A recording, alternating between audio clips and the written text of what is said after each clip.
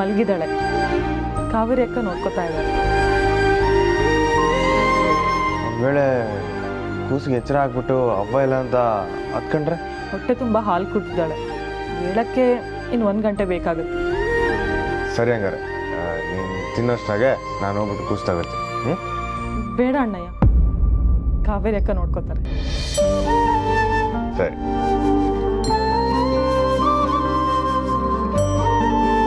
ಸಾಕು ಇನ್ನೂ ಯಾಕೆ ಮಿಸೋ? ಸಾಕು ಅಣ್ಣಯ್ಯ. ನೀನು ಸುಮ್ಕಿರವ ಮಿಸೋ, ನೀವು ಯಾಕೆ ಹೇಳ್ತೀವಿ? ನಾನು ಹೀಗೆ ತಿಂತಾ ಇದ್ರೆ ಆನೆ ಮರಿ ಥರ ದಪ್ಪ ಆಗ್ಬಿಡ್ತೀನಿ. ಆಮೇಲೆ ನಿಮ್ಮ ಭಾವಂಗೆ ನನ್ನ ಪರಿಚಯನೇ ಸಿಗಲ್ಲ. ಅಯ್ಯ, ಅದೇನು ಕವ ಕವ ಕವ ಅಂತಾರಪ್ಪ. ಜೈಲಲ್ಲಿ ಯಾರಾದರೂ ಹೀಗೆ ಮಾಡಿದ್ದಿದ್ರೆ ಇಷ್ಟೊತ್ತಿಗೆ ಉಸಿರೇ ಬಿಡದಿರೋ ಹಾಗೆ ಮಾಡಿರ್ತಿದ್ದೆ. ರಾಧಾ ಬಸಿ ಕಾಳು ಗೊಜಾಕ್. ಹಾಂ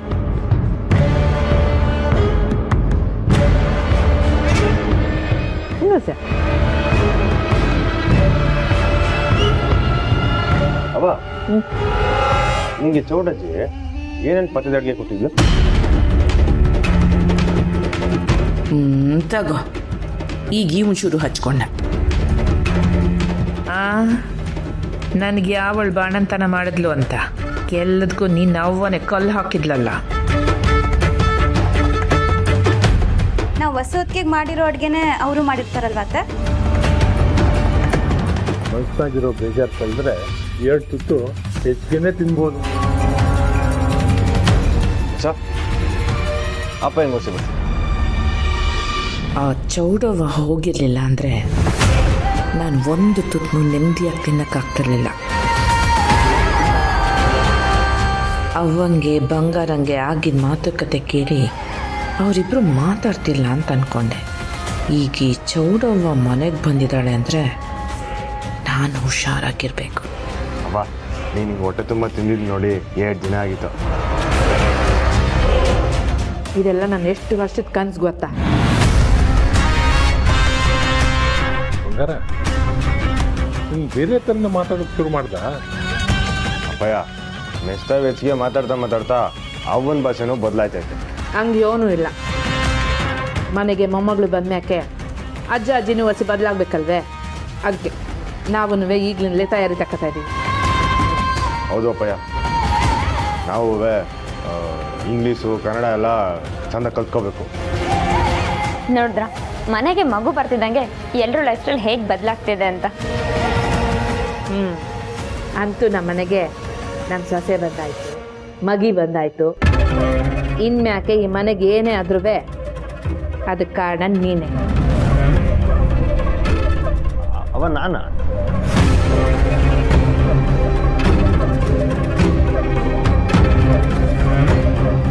ಇಷ್ಟು ವರ್ಷ ನಾನು ಇಂಥ ಊಟನ ಮಿಸ್ ಮಾಡ್ಕೊಂಡ್ಬಿಟ್ನಲ್ಲೇ ಬಂಗಾರಿ. ಆದರೆ ಇನ್ನು ಮುಂದೆ ಹಾಗಾಗಲ್ಲ. ಯಾಕೆಂದರೆ ಈಗ ನಿನ್ನ ಜಾಗದಲ್ಲಿ ನಾನೆಲ್ಲ ಅನುಭವಿಸ್ತಿದ್ದೀನಿ. ಆದರೆ ನೀನು ಒದ್ದಾಡಿ ಸಾಯ್ತಿರೋ.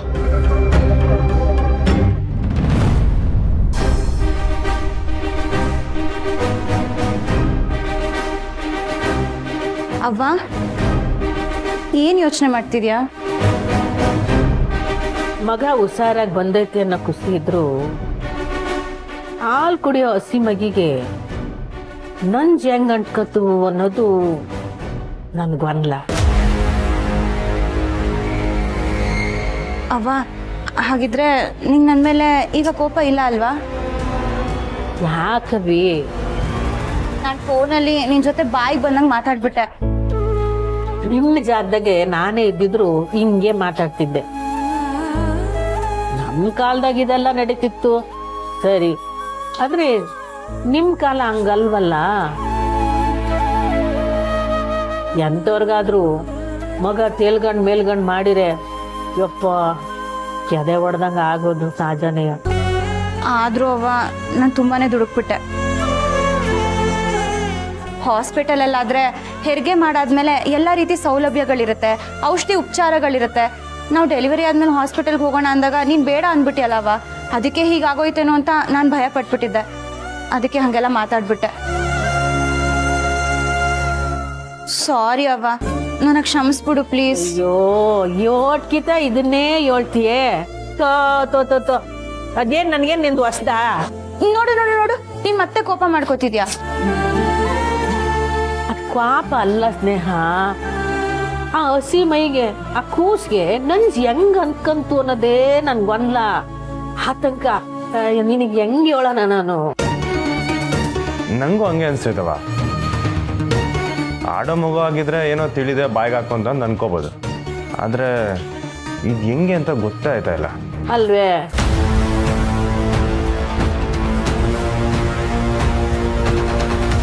ನನಗೆ ಗೊತ್ತು.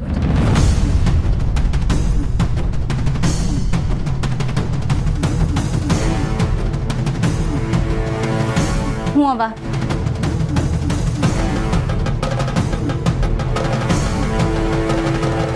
ಏನ್ ವಿಷಯ ಸಿಸ್ಟರ್? ನನ್ನ ಯಾಕೆ ಇಲ್ಲಿ ಕರೆದ್ರಿ? ಮೇಡಮ್, ಈ ವಿಷಯನ ನಿಮ್ಮಿಂದ ಮುಚ್ಚಿಡೋಕ್ಕೆ ನನ್ನ ಮನಸ್ಸು ಯಾಕೋ ಒಪ್ತಾ ಇಲ್ಲ. ಆದರೆ ನಿಮ್ಗೆ ಗೊತ್ತಿಲ್ಲದಿರೋ ವಿಷಯಗಳು ತುಂಬಾ ನಡೀತಾ ಇದೆ ಮೇಡಮ್. ಡಾಕ್ಟ್ರು ನಿಮ್ಮ ಹತ್ರ ತುಂಬ ಮುಖ್ಯವಾದ ವಿಚಾರನ ಮುಚ್ಚಿಡ್ತಿದ್ದಾರೆ ಮೇಡಮ್. ಏನದು ಹೇಳಿ. ನೀವು ಯಾರಿಗೂ ಹೇಳಲ್ಲ ತಾನೇ? ಇಲ್ಲ ಸಿಸ್ಟರ್, ನೀವ್ ಹೇಳಿ, ಏನ್ ವಿಷಯ? ನನಗೂ ಒಬ್ಳು ಮಗಳಿದ್ದಾಳೆ. ಅವಳಿಗೂ ಈ ಥರ ಪರಿಸ್ಥಿತಿ ಬಂದರೆ ನನಗೆ ಎಷ್ಟು ಸಂಕಟ ಆಗ್ತಿತ್ತೋ ನಿಮಗೂ ಅದೇ ಸಂಕಟ ಆಗ್ತಿದೆ ಅಂತ ನನಗೆ ಅರ್ಥ ಆಗ್ತಾ ಇದೆ.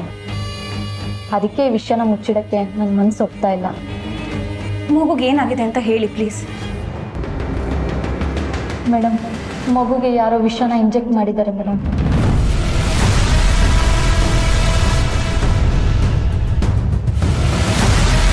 ಏನು ವಿಷಾನ? ಯಾರು ಮಾಡಿದ್ದು? ಹೇಗೆ ಮಾಡಿದ್ದು? ಈ ಥರ ಯಾರು ಮಾಡಕ್ ಸಾಧ್ಯ? ಅದು ನಂಗೆ ಗೊತ್ತಿಲ್ಲ ಮೇಡಮ್. ಮಗು ಬಾಡಿಲಿ ವಿಷ ಇದೆ. ಅದು ಹಾಲಿನ ಮುಖಾಂತರನಾದರೂ ಆಗಿರ್ಬೋದು ಅಥವಾ ಡೈರೆಕ್ಟಾಗಿ ಬಾಯಿಗಾದರೂ ಹಾಕಿರ್ಬೋದು. ಈಗ ಮಗುಗೇನು ಅಪಾಯ ಇಲ್ಲ ತಾನೆ? ಮಗುನ ಕರ್ಕೊಂಬರೋದು ಲೇಟ್ ಆಗಿದ್ರೆ ಅಪಾಯ ಆಗ್ತಿತ್ತು ಮೇಡಮ್. ಆದರೆ ಇಲ್ಲಿ ಟ್ರೀಟ್ಮೆಂಟಿಂದ ಮಗು ವಾಸಿಯಾಗಿಲ್ಲ. ಮತ್ತೆ ನಿಮ್ಮ ಅದಕ್ಕೆ ಮಗುಗೆ ಹಾಲಲ್ಲಿ ಔಷಧಿ ಹಾಕೋದು ನಾನು ನೋಡಿದೆ. ಅದು ಪುಟಕ ಕೊಟ್ಟಿದ್ದು ಅಂತ ಗೊತ್ತಾದ ಮೇಲೆ ತುಂಬಾ ಖುಷಿ ಆಯಿತು. ಈಗ ಮಗು ಮೈಯಲ್ಲಿ ವಿಷ ಪೂರ್ತಿ ಇಳಿದಿದೆ. ಅದು ಪುಟಕ ಕೊಟ್ಟಿದ್ದ ಮದ್ದಿಂದನೇ. ಆದ್ರೆ ಹಾಸ್ಪಿಟಲಲ್ಲಿ ಇದೆಲ್ಲ ಹೇಗೆ ನಡೆಯಕ್ಕೆ ಸಾಧ್ಯ? ಮೇಡಮ್, ನೀವು ಜೋರಾಗಿ ಮಾತಾಡಿದ್ರೆ ಇಲ್ಲಿ ದೊಡ್ಡ ಇಶ್ಯೂನೇ ಆಗುತ್ತೆ ಮೇಡಮ್. ಇದರಿಂದ ನನ್ನ ಕೆಲಸ ಹೋಗುತ್ತೆ ಮೇಡಮ್. ಇಲ್ಲಿ ಏನಾದರೂ ಬ್ಲ್ಯಾಕ್ ಮಾರ್ಕ್ ಆದರೆ ನನಗೆ ಬೇರೆ ಎಲ್ಲೂ ಕೆಲಸ ಸಿಗಲ್ಲ ಮೇಡಮ್. ನನಗೊಬ್ಳು ಮಗಳಿದ್ದಾಳೆ ಮೇಡಮ್. ಪ್ಲೀಸ್ ಮೇಡಮ್, ಯಾರಿಗೂ ಹೇಳಬೇಡಿ. ನಿಮಗೆ ಗೊತ್ತಿಲ್ಲದೆ ಇರೋದು ಏನೋ ನಡೀತಾ ಇದೆ ಮೇಡಮ್. ಮೊದಲು ಅದನ್ನು ಕಂಡುಹಿಡೀರಿ ಮೇಡಮ್.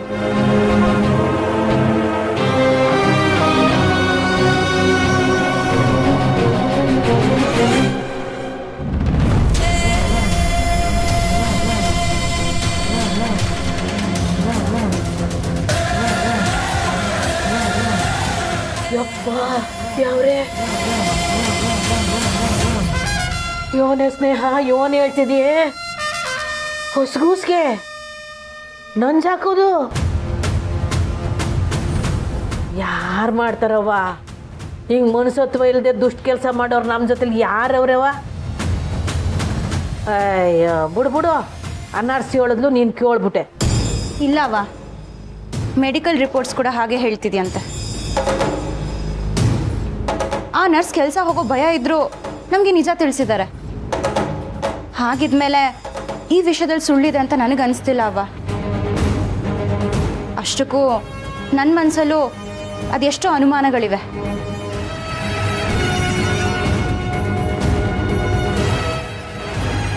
ಆಸ್ಪತ್ರೆಯಲ್ಲಿ ಆ ಸಿಸ್ಟರ್ ಅಬ್ಬ ಹೇಳ್ದಂಗೆ ಈ ಕೆಲಸನ ನಮ್ಮನೆಯವರೇ ಯಾರೋ ಮಾಡಿದ್ರು ಅಂತ ಗೊತ್ತಾದ್ರೆ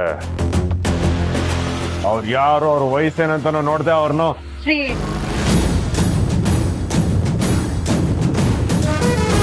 ಮಿಸ್ಸು ನಿಮ್ಗೆ ಕೊಟ್ಟಿರೋ ಮಾತಿಂದ ಸುಮ್ಕೀವ್ನಿ. ಇಲ್ಲ ಅಂದರೆ ಆ ಡಾಕ್ಟ್ರ್ ಎಲ್ಲೇ ಇದ್ರು ಹೇಳ್ಕೊಂಬರೋದು ನಂಗೇನು ದೊಡ್ಡ ವಿಷಯ ಅಲ್ಲ. ಏ ಸಿರಿ, ಬೇಡ ಕಣಪ್ಪ, ದುಡುಕ್ ಬೇಡ. ಈ ಇಸಿದಾಗೆ ಇರೋರು ಎಲ್ಲ ಮನೆಯವರೇ, ಸಂಬಂಧಿಕರೇ. ಈ ಬಾಳೆಯಲ್ಲಿ ಮುಳ್ಳ ಮೇಲೆ ಬಿದ್ದಂಗೆ. ಅದನ್ನು ಹುಷಾರಾಗಿ ತಕ್ಕೋಬೇಕು. ಇಲ್ಲ ಅಂದರೆ ಸಂಬಂಧಗಳು ಹಾಳಾಗೋಯ್ತವೆ. ಹೌದು ಶ್ರೀ, ಅವ್ವ ಹೇಳ್ತಿರೋದು ನಿಜಾನೇ. ಅದು ಅಲ್ಲದೆ ಹೊಸಿಗೆ ಈ ವಿಷಯ ಗೊತ್ತಾಗ್ಬಿಟ್ರೆ ಶಾನ ನೊಂದ್ಕೊಂಡ್ಬಿಡ್ತಾಳೆ ಕಣಪ್ಪ. ಮೊದಲೇ ಬಾಣ್ತಿ, ಮನಸ್ಸು ಶಾನ ಸೂಕ್ಷ್ಮವಾಗಿರ್ತದೆ. ಇಂಥದ್ನೆಲ್ಲ ಹೊಸು ಶಾನ ಯೋಚನೆ ಮಾಡಕ್ಕೆ ಶುರು ಮಾಡಿಬಿಟ್ರೆ ತಲೆಗೆ ಸನ್ನಿ ಏರ್ಬಿಡ್ತದೆ. ಇಂಥ ಇಷ್ಟಗಳು ಶಾನ ಸೂಕ್ಷ್ಮ ಕಣಪ್ಪ. ಹುಷಾರಾಗಿ ಹೆಜ್ಜೆ ಇಕ್ಬೇಕು. ಹೂನವ, ಯಾವುದೇ ಕಾರಣಕ್ಕೂ ಈ ವಿಷಯನ ವಸುಗಾಗಲಿ ಅವಂಗಾಗಲಿ ಗೊತ್ತಾಗಿ ನಾನು ಬಿಡೋಕ್ಕಿಲ್ಲ. ಹೌದು ಶ್ರೀ, ಈ ತಪ್ಪು ಯಾರು ಮಾಡಿದ್ದಾರೆ ಅಂತ ಕಂಡು ಹಿಡಿಯೋದು ಎಷ್ಟು ಮುಖ್ಯನೋ ಈ ವಿಷಯನ ವಸೋತ್ಗೆಯಿಂದ ಮುಚ್ಚಿಡೋದು ಅಷ್ಟೇ ಮುಖ್ಯ. ಸಂಶಯದ ಹುಳ ಶಾನ ಕೆಟ್ಟದ್ದು. ಆದರೂ ಅವ್ವ ಸ್ನೇಹ, ಧೈರ್ಯ ಕಳ್ಕೋಬೇಡ. ಯಾವ್ರವನೇ ದಾರಿ ತೋರಿಸ್ತಾನೆ. ಏನವ ನೀನು? ಹಾಗಂತ ನಾವು ಸುಮ್ಮನೆ ಇರೋಕ್ಕಾಗತ್ತಾ? ನಾವು ಈಗ ಸುಮ್ಮನೆ ಇದ್ರೆ ಈ ಕೆಲಸ ಅವ್ರು ಮತ್ತೆ ಮಾಡ್ಬೋದಲ್ವಾ? ಅದಕ್ಕೆ ನಾನು ಬಿಡೋಕ್ಕಿಲ್ಲ. ನಮ್ಮ ಮನೆಯಾಗ ಏಟೋ ದಿನ ಆದ್ಮೇಲೆ ಜೀವ ಕಡೆ ಉಟ್ಕೊಂಡೈತೆ. ಅದನ್ನು ಯಾರಾದರೂ ಚಿವುಟಾಗಿ ಬಂದರೆ ಒಬ್ಬೊಬ್ಬನು ಚಂಡಾಡ್ಬಿಡ್ತೀನಿ. ಈಟ್ ದಿನ ತಂಗಿಯ ಒಂದು ಜವಾಬ್ದಾರಿನ ಮನೆಯವ್ರ ಮ್ಯಾಗ ಬಿಟ್ಟಿದ್ದೆ. ಇನ್ಮ್ಯಾಕೆ ನಾನು ತಗೋತೀನಿ. ಇನ್ಮ್ಯಾಗ ನಾನು ಒಂದು ಹೆಜ್ಜೆ ಇಡಬೇಕಾದ್ರೂ ನಿಮ್ಮಲ್ಲಿರೋ ಬುದ್ಧಿವಂತಿಕೆ, ಅವನಲ್ಲಿರೋ ತಾಳ್ಮೆ, ನಮ್ಮ ಅವನಲ್ಲಿರೋ ಬುದ್ಧಿನ ಇಟ್ಕೊಂಡೆ ಮುಂದುವರಿತೀನಿ. ನನ್ನ ಸೊಸೆಗೆ ಕೆಡಕ್ ಮಾಡಬೇಕು ಅಂತ ಬಂದವರು ಮಗಿನ ಕಿರ್ಗಣ್ಣಲ್ಲಿ ನೋಡೋಕ್ಕೂ ಎದ್ರಕೋಬೇಕು. ಇನ್ನು ಯಾರೇ ಮಗಿನ ಮುಟ್ಟಕ್ಕೆ ಬಂದರೂ ನನ್ನನ್ನು ದಾಟ್ಕೊಂಡು ಹೋಗ್ಬೇಕು. ಇದು ಆ ಚಾಮುಂಡಿ ತಾಯ್ಮೆ ಕಾಣೆ.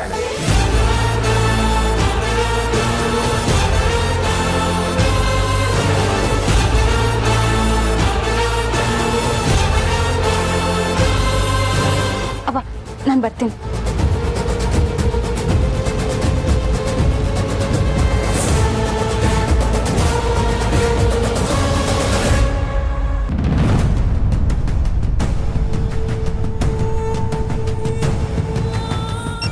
ನಂಜವ ಇದ್ದಂಗಿದೆ. ಹಲೋ ನಂಜವ, ಏನು ಊಟ ಮಾಡಿದೆ? ಇದೇನು ಪುಟಕ್ಕ, ಫೋನ್ ಎತ್ಕತ್ತಿದ್ದಂಗೆ ನಾನು ಬೈತೀಯ ಅನ್ಕಂಡೆ. ಊಟ ಆಯಿತು ಅಂತ ಕೇಳ್ತಿದ್ಯಲ್ಲ. ಅಯ್ಯೋ, ನೀನು ಅವತ್ತು ಹಂಗೆಲ್ಲ ಮಾತಾಡ್ಬೇಕಾದ್ರೆ ನೀನು ಯಾವ ಪರಿಸ್ಥಿತಿಯಾಗಿದ್ದೆ ಅನ್ನೋದು ನಾನು ಅರ್ಥ ಮಾಡ್ಕೊಂಡಿದ್ದೀನಿ ಕಣವ. ಪುಟಕ್ಕ, ಇನ್ನೊಂದು ಕಿತ್ತ ಸೆಮೆ ಕೇಳ್ತೀವ್ನಿ. ಅಯ್ಯೋ, ನೀನು ಯೋಟ್ ಕಿತ್ತ ಕೇಳಿದ್ರು ನನ್ನ ಬಾಯಾಗ ಬರೋದಿವೇ ಮಾತು. ಈಗ ನಿನಗೆ ಸಂತೋಷ ಆಗೈತಾನೆ? ಅದು ಯಾಕೆ ಹೇಳಿ ಅಕ್ಕ, ಮಗಿಗೆ ಹಿಂಗಾಯ್ತಲ್ಲ ಅಂತ ಗಂಟ್ಲಾಗ ಅನ್ನನೇ ಇಳಿತಿರ್ನಿಲ್ಲ. ಈಗ ಸಂತೋಷಕ್ಕೆ ನೀರೇ ಇಳಿತಿಲ್ಲ ಅಂತೀನಿ. ಮನ್ಸರ ಗುಣನೇ ಅಂಥದ್ದು, ಯಾವುದು ತಡ್ಕೊಳಕ್ಕಾಗತ್ತಿಲ್ಲ. ಹ್ಞೂ, ನೀನು ಔಷಧಿ ಕೊಡೋದು ಹೊಸಿ ತಡ ಆಗಿದ್ರೂ ನನ್ನ ಕೆಲಸ ಎಲ್ಲ ಮುಗ್ದೋಯ್ತಿತ್ತು. ಹಳದಾಳು ಮಧ್ಯದಲ್ಲಿ ಬಂದು ಎಲ್ಲ ಹಾಳು ಮಾಡಿಬಿಟ್ಲು. Hello hello. ಆ ಪುಟಕ, ಕೇಳಿಸ್ತದೆ ಪುಟಕ. ಇನ್ನು ಯಾವುದೇ ಕಾರಣಕ್ಕೂ ನನ್ನಿಂದ ತೆಪ್ಪಾಗಕ್ಕಿಲ್ಲ. ನಾನು ನಿಮ್ಮ ಮನೆ ತಗೊಬಂದು ಗಲಾಟೆ ಮಾಡ್ತಿರ್ನಿಲ್ಲ. ಮೊದಲನೇಕಿಂತ ಹೊಸು ಗರ್ಭಿಣಿ ಆದಾಗ ಏನಾಗಿತ್ತು ಅಂತ ನಿನಗೆ ಗೊತ್ತಿತ್ತಲ್ವೇ. ಮಾದೇಗೌಡ್ರು ನಡೆಯೋಕ್ಕಾಗ್ದಿದ್ದಂಗೆ ಆಗೋಯ್ತು. ಬಂಗಾರಮ್ಮ ನನ್ನ ತವ ಮಾತೇ ಬಿಟ್ಬಿಟ್ಲು. ಇನ್ನು ಹೊಸು ನನ್ನ ಮಗನ ಜೊತೆಗೆ ಸಂಸಾರ ಮಾಡ್ದೇನವರು ಅವ್ನ ಮನೆ ಸೇರ್ಕೊಂಡ್ಲು. ಇದೆಲ್ಲ ಒಂದಕ್ಕಿಂತ ಗೆಪ್ತಿಗೆ ಬಂದ್ಬಿಟ್ಟು ಹಂಗೆಲ್ಲ ಮಾತಾಡ್ಬಿಟ್ಟೆ ನಾನು. ಅಯ್ಯೋ, ಸ್ನೇಹನೂ ಆಟೆಯ ನಿನ್ನಂಗೆ ತೆಪ್ಪಾಯ್ತು ಚಮಸ್ಬಿಡು ಅಂತ 100ಕಿಂತ 7 ಹೇಳ್ತಾಳೆ. ಹೂವಾ, ಸ್ನೇಹ ಬಂದವಳ. ಹಂಗಾರೆ ಹಂಗೆ ನಮ್ಮ ಮನೆ ತವನು ಬಂದು ಹೋಗೋ ಕೇಳು. ಪಲ್ಲವಿ ಮಗಿ ನೋಡಬೇಕು ಅಂತಿದ್ಲು. ನಾನು ಪಲ್ಲವಿನ ಸ್ನೇಹನ ಜೊತೆ ಕಳಿಸ್ಕೊಡ್ತೀನಿ. ಅಯ್ಯೋ, ಅವಳು ಈಗಿಲ್ಲ ಕಣವ, ಬಂದು ಹೋಗಾಯ್ತು. ಒಳ್ಳೆ ಅಳಿಯನ್ ಪಡೆದಿದೆ ಪುಟಕ್ಕ. ಈ ಸ್ನೇಹ ನನ್ನಂಗೆ ದುಡುಕ್ ಜಾಸ್ತಿ. ಕಣವ, ದಿಟ್ವೆ. ಆದ್ರೆ ನಂಜವ, ಈಗ ಅವರಿಬ್ರು ಅಂದ್ಕೊಂಡವ್ರಲ್ಲ, ಆ ಕೆಲಸದಾಗ ಏನಾರು ಇವರಿಬ್ರು ದುಡುಕ್ಬಿಟ್ರೆ ಕಷ್ಟವೇ. ನಿನ್ನ ಮಗಳಂತ ಬುದ್ಧಿವಂತಿಗೆ ಕಷ್ಟವೇ? ಅಂಥದ್ದೇನು ಮಾಡಕೊಂಡವಳೆ ಪುಟಕ? ನಂಜವ, ಕೂಸಿನ ಮೈಗೆ ಯಾರೋ ನಂಜಾಕ್ಬಿಟ್ಟವ್ರಂತೆ. ಅದು ಯಾರು ನಂಜಾಕವ್ರೆ ಅನ್ನೋದನ್ನ ಕಂಡಿಡಿಯಕ್ಕೆ ಹೊಲ್ಟವ್ರೆ.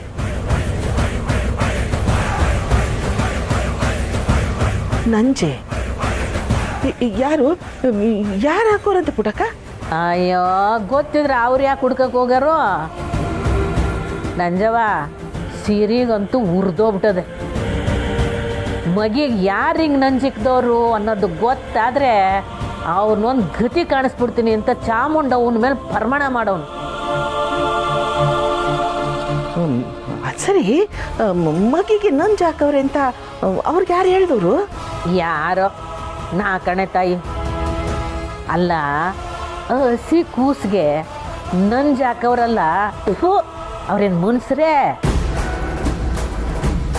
ಹೋಗಿ ಬಂದು ಹಳ್ಳದ ಬೀಳೋದು ಅಂದ್ರೆ ಇದೆಯಾ? ಅಟ್ಟೆಯ ನನ್ನ ಕತೆ ಮುಗೀತು. ಅಯ್ಯೋ ದೇವ್ರೆ, ಕಾಪಾಡಪ್ಪ. ಹಲೋ, ಆ ಪುಟಕ ಒಲೆ ಮೇಲೆ ಹಾಲಿಟ್ಟಿದೆ, ಸೀದು ವಾಸನೆ ಬರ್ತಾನೆ. ನಾನು ಆಮೇಲೆ ಮಾಡಲೇ ಮಡಗ್ತೀನಿ. ಹಾಂ, ಹೋಗಂತಾಯ್, ಹೋಗು ಅದೇನು ನೋಡಿ.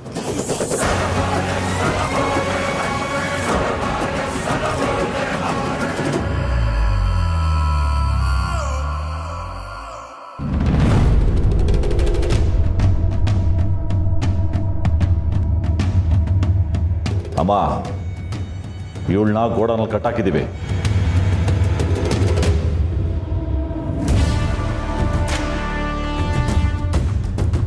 ಸರಿ ಆಯ್ತು.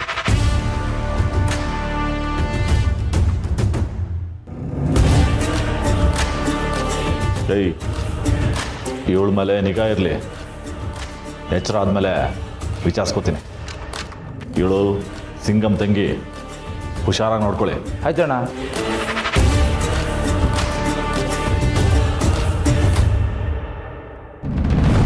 ಶ್ರೀ ನನ್ನ ಸೊಸೆಗೆ ಹಿಂಗೆ ಮಾಡೋರು ಅಂದರೆ ಅವ್ರು ಊಟ ಕಣ್ಸಗಂಟ ಬಿಡೋಕ್ಕಿಲ್ಲ. ಶ್ರೀ ನನ್ನ ಮಾತು ಕೇಳಿ. ನಾನು ಯಾರ ಮಾತು ಕೇಳೋಕ್ಕಿಲ್ಲ. ಅವರಿಂದ ವಸಿ ಹೆಚ್ಚು ಕಮ್ಮಿ ಆಗಿದ್ರು ನನ್ನ ಸೊಸೆ ಅವ್ರನ್ನ ಯಾರನ್ನೂ ಬಿಡೋಕ್ಕಿಲ್ಲ ಮಿಸ್ಸು. ಇಲ್ಲಿರೋ ಕ್ಯಾಮ್ರಾಗಳೆಲ್ಲ ತಗ್ಸಿ ಆ ಡಾಕ್ಟ್ರಿಗೆ ಹಿಂಗೆ ಮಾಡೋಕ್ಕೆ ಹೇಳಿದ್ದು ಯಾರು ಅಂತ ತಿಳ್ಕೊತೀವಿ. ನಮ್ಗೆ ಈ ವಿಷಯ ತಿಳಿಸಿರೋ ಸಿಸ್ಟರ್ ಕೆಲ್ಸಕ್ಕೆ ಪ್ರಾಬ್ಲಮ್ ಆದರೆ ಕಷ್ಟ. ಪ್ಲೀಸ್ ನನ್ನ ಮಾತು ಅರ್ಥ ಮಾಡ್ಕೊಳ್ಳಿ. ನಿಮಗಿಂತ ಜಾಸ್ತಿ ಕೋಪ ನನಗಿದೆ. ಮಗು ವಿಷಯದಲ್ಲಿ ಹೀಗೆ ಮಾಡಿದ್ದಾರೆ ಅಂದರೆ ಅವನು ನಿಜವಾಗ್ಲೂ ಸುಮ್ಮನೆ ಬಿಡಬಾರ್ದು. ಆದರೆ ಇದನ್ನೆಲ್ಲ ಯೋಚನೆ ಮಾಡ್ತಿದ್ರೆ ಮಗುಗೆ ಹೀಗಾಗಲಿ ಅಂತ ನಮ್ಮ ಮಧ್ಯದಲ್ಲಿರೋರೇ ಮಾಡಿರೋದು. ಅದು ಯಾರು ಅಂತ ಕಂಡು ಹಿಡಿಯಕ್ಕೆ ನಾವಿಲ್ಲಿ ಬಂದಿರೋದು. ನೀವು ಹೇಳ್ದಂಗೆ ನಮ್ಮ ಮಧ್ಯರವರೇ ಮಾಡಿದರೆ ಅವ್ರ ಸಾವು ನನ್ನ ಕೈನಾಗೆ. ಶ್ರೀ, ಅದಕ್ಕೆಲ್ಲ ಕಾನೂನು ಅಂತ ಇದೆ. ಮ್ಯಾಮ್, ನೀವಿಲ್ಲಿ? ನೋಡಿ, ನೀವು ಹೆದರ್ಕೋಬೇಡಿ. ನಮ್ಮಿಂದ ನಿಮಗೇನು ಪ್ರಾಬ್ಲಮ್ ಆಗಲ್ಲ. ನಾವಿದನ್ನ ಬೇರೆ ರೀತಿಯಲ್ಲೇ ಹ್ಯಾಂಡಲ್ ಮಾಡ್ತೀವಿ. ಡಾಕ್ಟರ್ ವಿಜಯಲಕ್ಷ್ಮಿಯಲ್ಲಿ ಅವರು ನಿಮ್ಮ ಮಗು ಕೇಸ್ ಆದಮೇಲೆ ಕೆಲ್ಸಕ್ಕೆ ರಿಸೈನ್ ಮಾಡಿ ಹೋದರು. ಅವ್ರ ಮನೆ ಎಲ್ಲಿ ಅಂತ ಗೊತ್ತಾ? ಇಲ್ಲ ಸರ್. ಸರಿ, ನೀವು ಹೊರಡಿ. ಅವ್ರ ಕೆಲಸ ಬಿಟ್ಟೋಗೋರಂದ್ರೆ ಈ ತೆಪ್ಪ ಅವರಿಂದನೇ ಆಗಿರ್ತೈತೆ. ಮೆಸೋ, ನಾನು ಈ ಸಿದಾಗ ಮಾತ್ರ ಯಾರನ್ನೂ ಸುಮ್ಕೆ ಬಿಡೋಕ್ಕಿಲ್ಲ.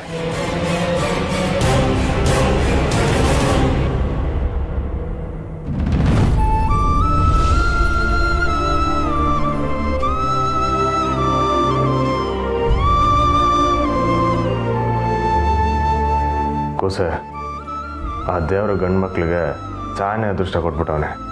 ಅದಕ್ಕೆ ಅವನ ಜೊತೆ ಯಾವಾಗಲೂ ಅಜ್ಜಿ, ಅವ್ವ, ಹೆಂಡತಿ, ಅಕ್ಕ, ತಂಗಿ ಯಾವುದೋ ಒಂದು ರೂಪದಾಗೆ ಹೆಣ್ಮಕ್ಳು ಅವನ ಜೊತೆ ಇದ್ದೇ ಇರ್ತಾರೆ. ಇಲ್ಲಿ ಗಂಟ ಎಲ್ಲ ಇಸಿದಲ್ಲೋ ಅವನ ಥರ ನನ್ನ ಪರ ವಹಿಸ್ಕೊಂಬಂದೆ, ನನ್ನ ಜೊತೆ ನಿಂತಿದ್ದೆ. ಆದರೆ ನನಗೆ ಅದೃಷ್ಟ ಸಿಗದೆ ಹೋಯ್ತಲ್ಲ ತಂಗಿವ. ಮೇಡಮ್, ಮಗುಗೆ ಯಾರೋ ವಿಷನ ಇಂಜೆಕ್ಟ್ ಮಾಡಿದ್ದಾರೆ ಮೇಡಮ್.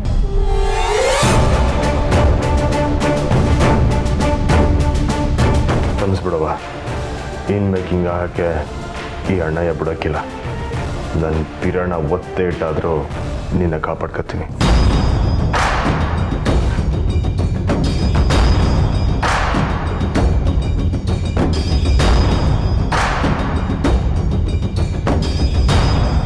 ಅಣ್ಣಯ್ಯ,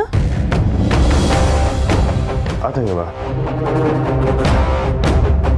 ಅಣ್ಣಯ್ಯ ಅಳ್ತಿದ್ಯಾ? ಇಲ್ಲ ತಂಗಿ ಬಾ, ಸೊಸೆ ನೋಡ್ಬೇಕನ್ನಿಸ್ತು, ಅದಕ್ಕೆ ಬಂದೆ. ನಿನ್ನ ತಂಗಿ ಆಗೋಕ್ಕೆ ನಾನು ತುಂಬ ಪುಣ್ಯ ಮಾಡಿಕೊಂಡು ಈ ಭೂಮಿಗೆ ಬಂದಿದ್ದೀನಿ. ನಿನ್ಗೆ ಎಷ್ಟು ಪ್ರೀತಿ ಅಣ್ಣಯ್ಯ ನನ್ನ ಮೇಲೆ. ಅಣ್ಣಯ್ಯ ಗಂಡ್ಮಕ್ಳಿಗೆ ಮಾತ್ರ ಅಲ್ಲ, ದೇವರು ಹೆಣ್ಮಕ್ಳಿಗೂ ಅದೃಷ್ಟ ಕೊಟ್ಟಿದ್ದಾನೆ. ಅಣ್ಣ ತಂಗಿ ಸಂಬಂಧ ಕೈಗೂ ಕಣ್ಣಿಗೂ ಇರೋ ಥರ. ಕಣ್ಣಲ್ಲಿ ನೀರು ಬಂದರೆ ಕೈ ತಾನಾಗೆ ಹೋಗಿ ಕಣ್ಣೀರನ್ನ ಒರೆಸ್ಕೊಳ್ಳುತ್ತೆ. ಹಾಗೆ ನಾನು ಮತ್ತೆ ನೀನು. ಬಿಡವ್ವ, ನಿನ್ನ ನಂಬಿಕೆ ನಾನು ಉಳಿಸ್ಕೊಳಕ್ಕಾಗಿಲ್ಲ. ಆದರೆ ಇನ್ನು ಯಾವತ್ತೂ ನಿಂಗೆ ತೊಂದರೆ ಆಗ್ತಿದ್ದಂಗೆ ನಾನು ನೋಡ್ಕೊತೀನಿ. ಮಗಿಗೆ ಮಾವನಾಗಿ ಎಲ್ಲ ಮುತುವರ್ಜಿಯಿಂದ ಜವಾಬ್ದಾರಿ ತಗೋತೀನಿ. ಹಂಗೆ ನೀನು ಬಾಣಂತ ನಾನೇ ಮಾಡ್ತೀನಿ. ಆಯ್ತಣ್ಣಯ್ಯ.